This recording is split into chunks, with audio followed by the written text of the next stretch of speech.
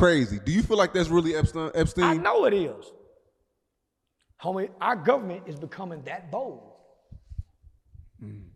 They're becoming that bold because you have to realize they think the average person is either dumb or misinformed. That's what they rely on to stay in power for 30, 40 years. They don't rely on the informed voter, it's the misinformed, the uninformed. So of course they'll give us a bunch of shit.